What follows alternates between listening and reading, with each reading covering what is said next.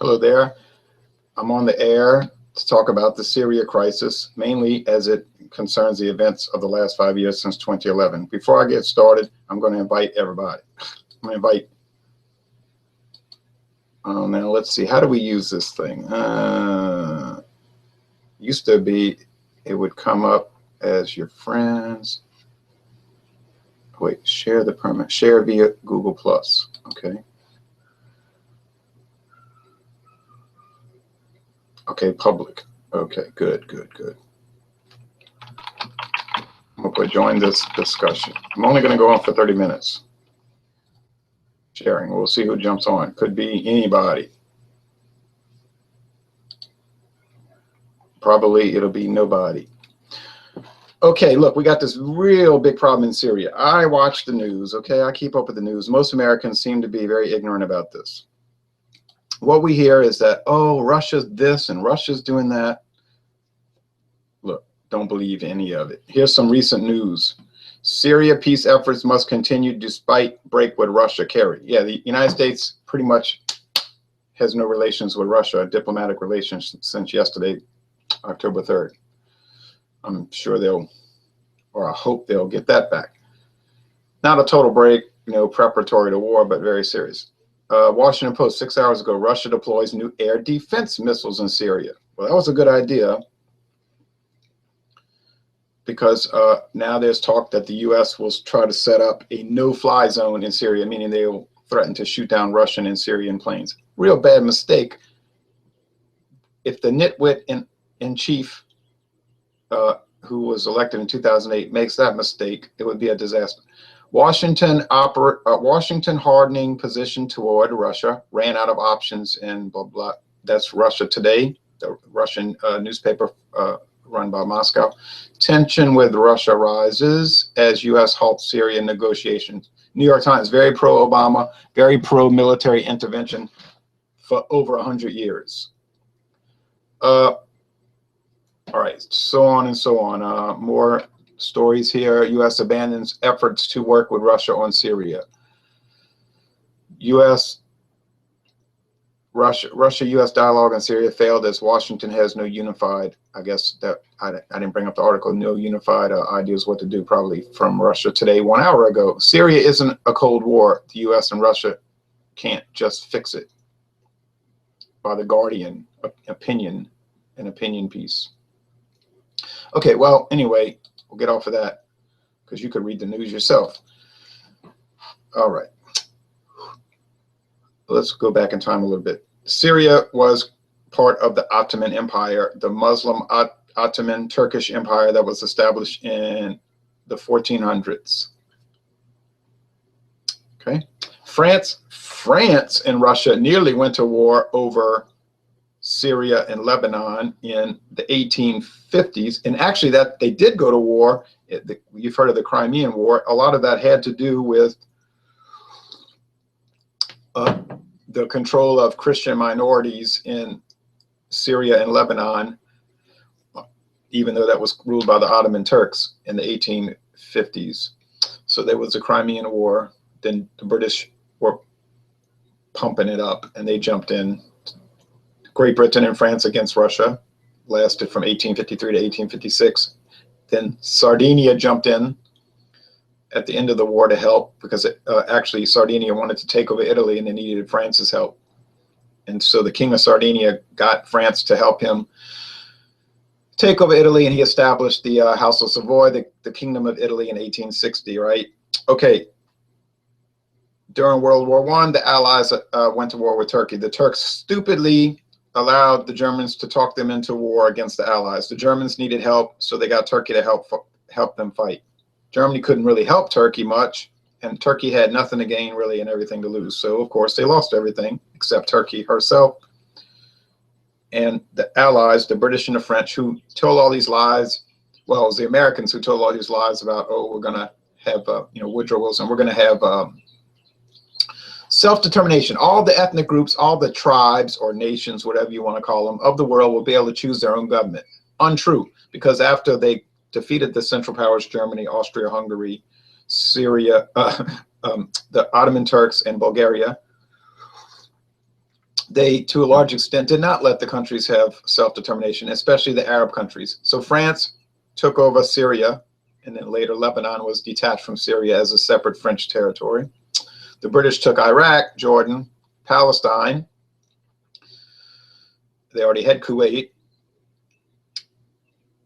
And the British continued to control Egypt. Really, essentially, they had British troops in Egypt until 1956, which could have possibly led to another war with Russia between France and Great Britain and Russia. Okay, 60 years ago. Okay, anyway.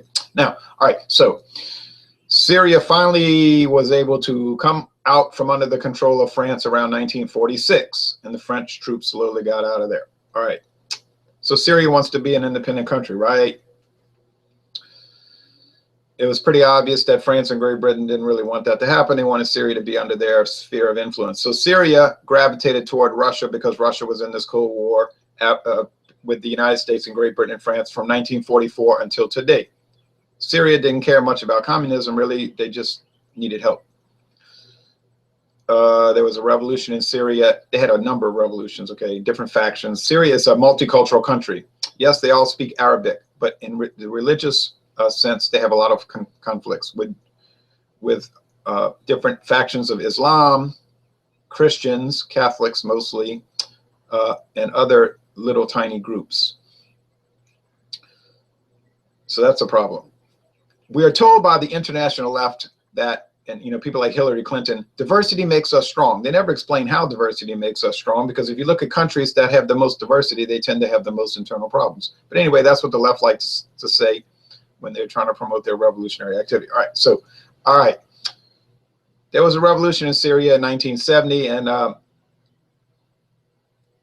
Assad family took over the Ba'athist Party. Okay, a strong president, more like a dictator, but oh well, a strong leader of Syria, Hafez al-Assad. His big enemy was Israel.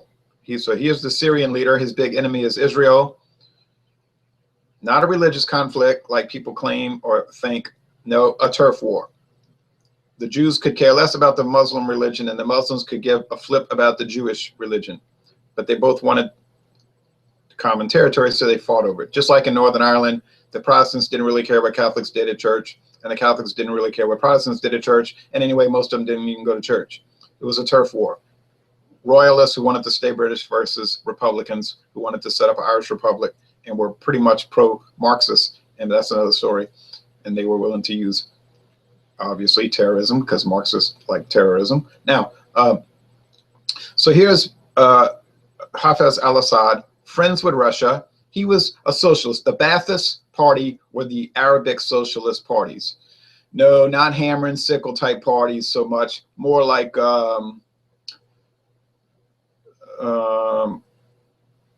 maybe like the Swedish socialists or German democratic socialists. Those kind of, they want social services, welfare programs for the people, and they want to protect their Arab country, and but they're not looking for world revolution like the communists in Russia and China at least claimed they wanted. All right.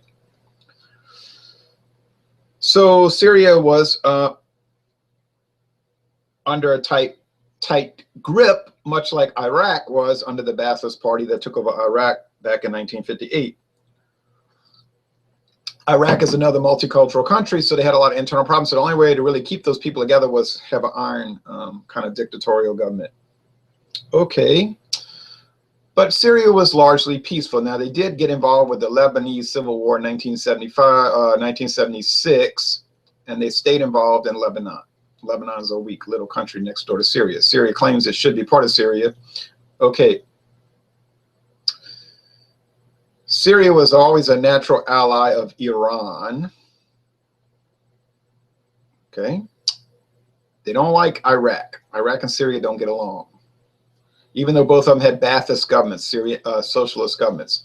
When Saddam Hussein took over in 1979 in Iraq, he had even more conflict with Iran, and Iran was an ally of Syria, so then he had a conflict with Syria, so it's a complicated situation. Oh, well, France always had their fingers in the pie over in Syria and Lebanon. A lot of French companies controlling businesses in Syria and Lebanon. So France left, but they didn't really leave. Kind of like with Africa. France left Africa in 1960, except they never left Africa because French troops are still crawling all over Africa. All right, neo-colonialism. But they'll have these little showpiece leaders, and it makes it look like they're not in control. Okay, now, so Hafez al-Assad wanted his country to be truly independent, like a really, an actually, how do you say it? Actual independent, I'm trying to talk fast, an actual independent country. They set up a Russian naval base there on the coast of Syria, which is actually the only overseas Russian naval base in operation to date, because they closed down Cam Ranh Bay in Vietnam. They didn't have they had no reason to run it. So let's fast forward. Now, Hafez al-Assad died in 2000, I believe it was, after 30 years in power. He had cancer and he died. His son took over. I think Hafez al-Assad was 69 years old. Now, his son Bashir al-Assad took over as the new president since then. He's about my age. Late 40s, maybe he's in his early 50s now. He's not too old. He's married to a British woman. He continued this strong policy, keeping Syria strong, internal peace. Syria did have a lot of business opportunities over there. They had brewing industry, beer.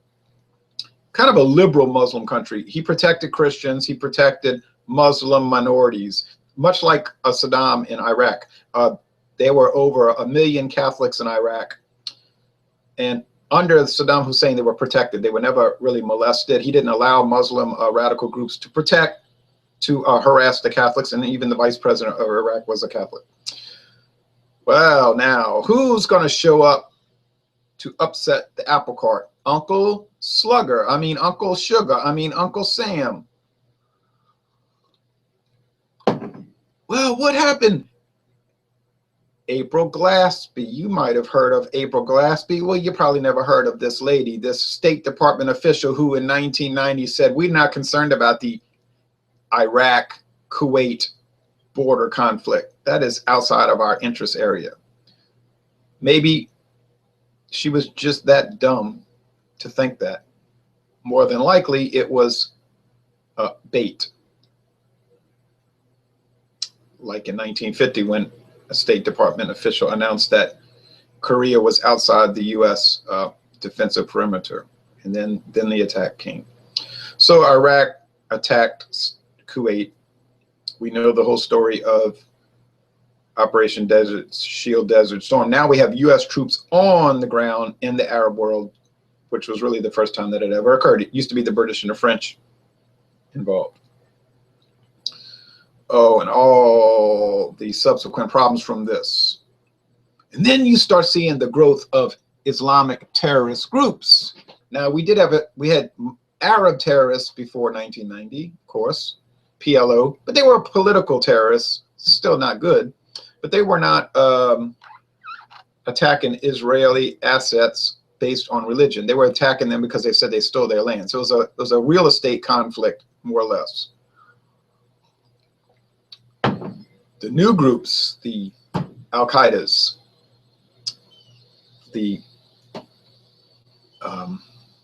Taliban, the ISIS, these other groups, these started forming after the U.S. gets involved. Now they're all trying to practice this mostly Sunni Wahhabism, crazy Muslim fundamentalism that most Muslims don't even like, but they're scared to say anything about it because then they'll get killed. So it's like almost like what you had back in the 1800s with the assassins.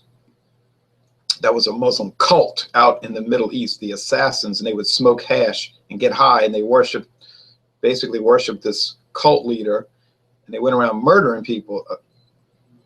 They smoked hash, and so when they killed people, hashashin, that's how the word assassin comes about. The British went in there and beat them by basically killing everybody. They just basically did that. They said, anybody we identify as an assassin, we would just kill them. So that the assassin cult was wiped out because they were all killed. So that cult died. But the modern ISIS and these types of groups, they're similar to the Hashashins, the Hashishins, the assassins, because they practice the same cult-like ideas. they have a bloodlust, and they kill for fun, basically. And they take a lot of drugs too. Most of these ISIS guys, like the terrorists that struck on September 11th, they were hopped up on drugs. A lot of them take a lot of apparently amphetamines and other things. You know, I know Muslims aren't supposed to take drugs, but that's what they do. And go to strip clubs, and are very big into pornography and homosexuality and all other degenerate type behavior, by the way. But so they're not. Well, maybe they are real Muslims. I don't want to get into Islam today. Let's focus on Syria. Okay, so here's Syria, a peaceful, non-religious government that protects religious minorities or people who aren't particularly religious or whatever. Here's this guy, this fraud, this nitwit, I call him, the nitwit in chief, Barack Hussein Obama, who was born in Hawaii, possibly, probably, maybe. I don't want to get into that. Doesn't really matter. Some people even say he's Christian, but evidence would argue otherwise. Now, this guy, Barack Hussein Obama, and his henchman, his assistant henchman, Hillary Rodham Clinton, they ran on this peace platform, which was so ridiculous, so laughable. And then Joe Biden, well, he's off. They just kind of push him around. Go do something. Stay away from us. Okay, so just don't say anything too crazy. So here he is, Obama and his right-hand woman, the axe lady, Hillary Rodham Clinton, the Secretary of State, 2009 to 2013. And then now we still have Obama up until 2017. But did they bring peace? Well, no, I would try to tell people this in 2008. They're not going to bring peace. If Hillary Clinton's in the mix, Obama, I mean, he's sort of lost in space. You know, he's not too bright, and he doesn't know a lot and doesn't seem to want to know a lot. But you can use a useful idiot. So here you got this psychopath, Hillary Clinton, the brain, the evil genius behind all the evil, right? When you had Bill Clinton in there for 8 years doing all of his terrible wars of aggression on countries like Bosnia and Serbia, and continually bombing Iraq. Okay, so he had a history of aggression and war. Now we have Obama, a history of aggression and war. Now, what do we notice after Barack Obama takes over as president in 2009? All of a sudden, there's revolutions everywhere. There's revolutions in Egypt, just out of the blue. There's a revolution in Libya, out of the blue. There's a revolution in Syria, 2011, out of the blue. Where these rebels just suddenly crop up? Well, of course they didn't crop up. What do we know? We know these rebels were getting money and support from them guys in Washington. You know, the people that run the empire. You know, the empire that was established in 1861, really in 1775, but firmly in place in 61. Some people tried to stop it, but they lost in 1865, tried to stop the empire. Now, all these revolutions. Libya was attacked, overthrown. U.S. and her little tag-along allies, France and Great Britain. Iraq was overthrown in 2003 after this naked aggression, this invasion by the United States and her little tag-along allies. And now Iraq is total chaos because we had to go after the bad guy, Saddam Hussein. You always have to create these bad guys, right? The New York Times and all the establishment, they're so good at creating bad guys. The Kaiser in 1914, he's going to take over America. Yeah, okay, he can't even take over France, but he's going to take over America. Any fool would understand that that cannot happen. And he's going around doing all these terrible things. We have drawings of it. We have drawings of them killing these children in the World War Part 1, 1914 to 1918. They had so many drawings of these things. And then there's another bad guy in the 40s, 30s and 40s. And we have films of this, you see. So now we have this guy, Bashar al-Assad, the great evil man, supposedly, who wants to, how dare he try to protect his country from this invasion? Who is this man? Who does he think he is? Now, remember, if you remember in 2013, Bayrak drew the line in the sand, and he wanted to, he said if Syria used gas bombs, you know, chemical weapons on the rebels, then that would be the signal that the U.S. could attack. Because for some reason, if you kill people with gas bombs, it's worse than dropping gunpowder bombs or radiation bombs. I don't know why, but this is what they like to say. You know, they say it on TV. A gas bomb is worse than a bomb that'll blow you up for some reason. But anyway, so but that didn't work because the Congress didn't want to do it and the American people didn't want to do it. Oh, well, and then while they were dithering, oh, what do we do? What do we do? Then the great patriotic leader of Russia, probably the greatest leader Russia has ever had. I mean, let's think about that for a minute. Think about that. At least since Peter the Great. The great Putin. So while Obama and them were dithering, they sent the Russian troops right there into Syria. Landed the troop, I had the photo of the Russian Marines landing at the Navy base, going into the country. Now, what are you going to do? They're there. What are you going to do? Bomb Russia? Of course, in 1999, this could have happened, but you had this alcoholic, Boris Yeltsin, this useful idiot. He was drunk all the time, so he was one of the worst leaders of Russia. He didn't know what he was doing. And so the United States was able to just invade Serbia and bomb them at will, and Russia couldn't stop them.